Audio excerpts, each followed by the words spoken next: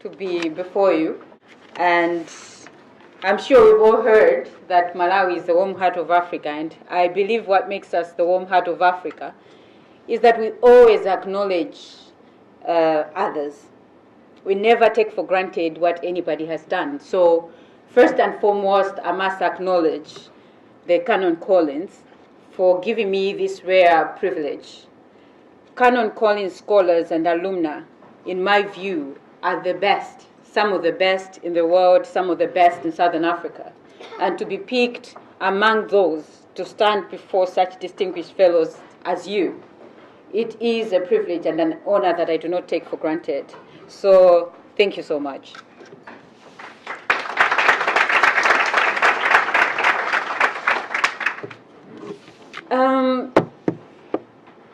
I will start by saying I've titled my keynote address to be Harnessing the Power of One.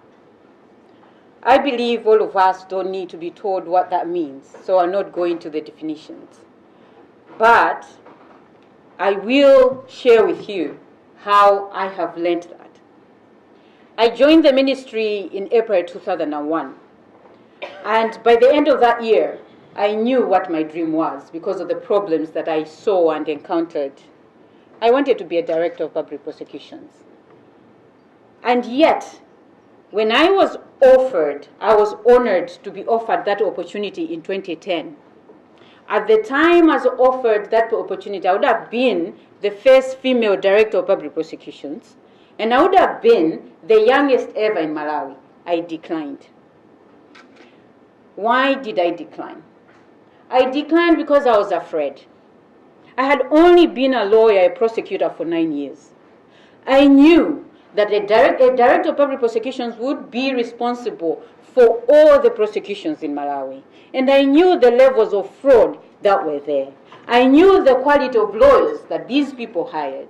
I knew there were some of the best minds, and when you put myself and them on the same level, I believed they were my intellectual superiors. And I knew that not only did these people have the best lawyers, I knew that in our system, they also had sometimes investigators on their payroll to weaken the cases and to do things more or less like internal sabotage. Not only that, I knew that they had enough money sometimes to even use the media to manipulate cases against prosecutors, such that in the end, in other language, it has been corruption fighting back. And I knew, at the time, I thought I couldn't match up. The honor was there, the dream was there, but I thought it was a poisoned chalice. But there was someone who knew me, my own husband. He had been my boyfriend in law school. He knew why I had joined the Ministry of Justice, but also this is 2010. I'd already been a Canon Collins scholar. He knew why I had applied for Canon Collins. He'd seen my application. He saw what I wrote on that paper. He challenged me afterwards. He said, "You've let down who you are. You've let down your beliefs." And I'll say this. I know others may not have faith, but I'll say this because it's true of me. He said, "You've let down your Jesus and you've let down Canon Collins." Why did he say that? You see, my life starts way back. I hate injustice, but I define injustice not just in the law, but in the manner in which we treat each other at an individual level. I believe that's where injustice starts. And I believe I experienced injustice at a very early age. I was accused, those of you who are completely African, you know how it is. I was accused of being a witch. Seriously, and it was pretty bad. These accusations in primary started because I wouldn't study so hard, according to other definitions of studying so hard, and yet when exams came, maybe even in history, I would get 100 out of 100. So people used to believe that somehow I had some magic that others, when they were reading, all that they were reading would come to me.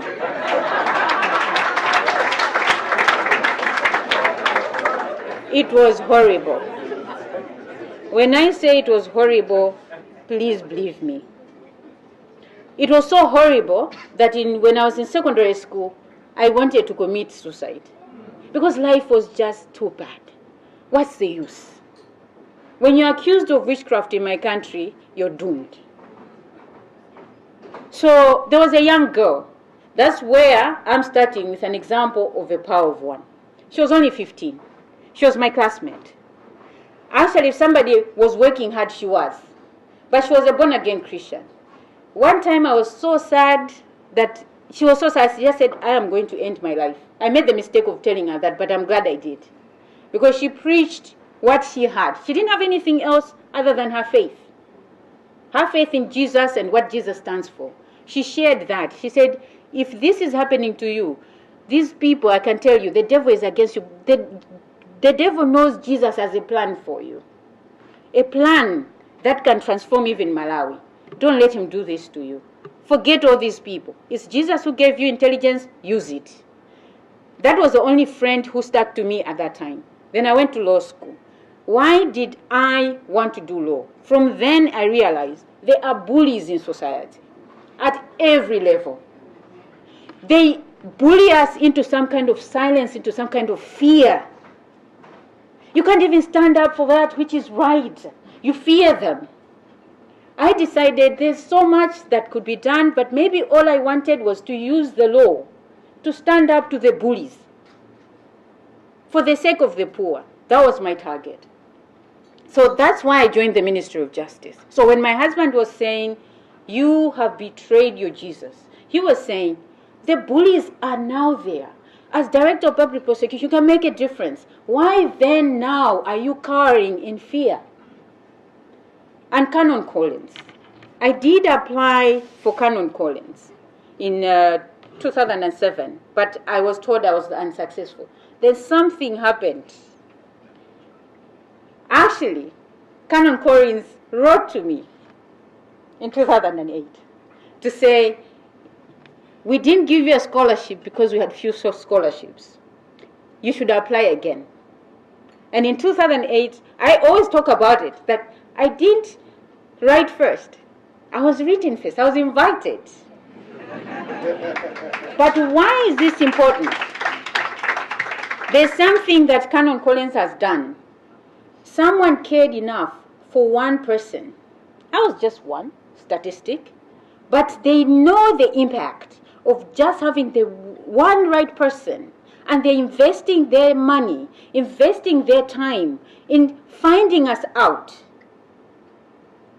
I made a commitment. I understood what Canon Collins stood for. And I said, this is the trust that I want to make my family. And to be honest, I'm proud to be a Canon Collins scholar. And at some point, I would want to ask you whether you're proud to be a Canon Collins scholar. And if you are, I want to hear, when I say, who are you? At the end, you should say, Canon Collins, alumna or scholar. Let's hear that, but I need to continue with what I'm going to say. Now, so this was 2011. I repented about it. I'm a Christian, I have said, so don't mind my language. I told my Jesus that give me another chance. That time they had appointed somebody else, so we had a first lady prosecutor who was a woman of 25 years. I had only 9 years. They appointed a 25 years. So the opportunity came again in 2014. This time I was prepared, I guess. The fear was there, even more problems, even better lawyers. So what changed was not the situation. What changed was me. I changed the way I looked at things. I changed. I said, if I will not stand, who will? Who will I expect to stand? Who will I expect not to be afraid? So I knew that sometimes courage, as we have heard, is not the absence of fear, but it is the decision to stand in spite of our fear. So I picked up the position, and as they say, the rest is history. What happened? Now, as you've heard, I was voted the Nyasa Times Person of the Year. I was voted ICAM's most influential person. People have given me a title that I used to just admire from the distance because I don't think I'm in that category. Others actually refer to me now as the Iron Lady. I've always looked at Margaret Thatcher and liked her so much. But am I that? No, I am not. To be honest, I am afraid. I end up being afraid to face these good defense lawyers. One case that people have acknowledged is the case where the person accused was the former Minister of Justice, former Attorney General, but there's something. He was my former lecturer. He was someone who mentored me when he was Attorney General. And yet I had to prosecute him. It was not easy. And there were so many things that were happening. The media manipulation happened. In some of the cases, even we suspected internal sabotage. I have had to write a report to the legal affairs on issues like that. All the problems I had seen, lack of resources, inadequate financial and human resources, all that was there. But what changed? The way I considered things, and as Canon Collins values are like, those are also values that I aspire for and have actually made me who I am. Learning. We must continuously learn. Always. We must learn. Corroboration. We don't know everything. Sometimes you go to people in other fields to ask about things. I have gone, in my cases, to accountants, I've gone to economists. I ended up having to sit in lectures with various professions just to understand my cases and how best I could handle them. All these networks, and first and foremost, I knew I was not my own person. I needed to stand first, but I've discovered something. When you stand, others join you. Sometimes people are there. All they want is that someone should stand first. They want to see whether they'll get you down. When you stand and they see you surviving, they get the courage to stand. So before long, there were so many that joined me. And so these are the lessons that I have learned that I need to share with you. One person is enough to bring out change. But sometimes, as I have said, all people need is someone to start, and they will soon join. And they do join. People joined me. The support that I received from Nyasa Times was quite encouraging, came at a very difficult time. They really, really helped me. The ICAM, the kind of positive feedback, even I will tell you, Canon Collins invited me. I had to ask myself, who is Mary? Who am I? I'm just an ordinary person. Canon Collins has more distinguished scholars, more distinguished alumni. But by inviting me, it's encouraging. Those kind of things, it's like people are joining hands. Even I feel like Canon Collins is holding my hand. I'm still doing this job. This is difficult. But this kind of thing is like people holding your hand, saying, you know what, we're with you. That matters a lot. And sometimes when you don't know where to start with the next assignment in front of you. Start with the next person in front of you. That's all that matters. Start now. Change is now. The assignment next to you. Don't try to be too complicated. Start with what you have on your desk. When you start changing that, change will come. It's actually there. And sometimes you must know what makes you strong and stick to that no matter what. Do not let go. What made me strong is my faith in Jesus. I am someone that really doesn't let go, and I'm not ashamed of talking about it. Actually, my talking about it now is part of what I do. I don't want people to think I'm a courageous person, strong, whatever.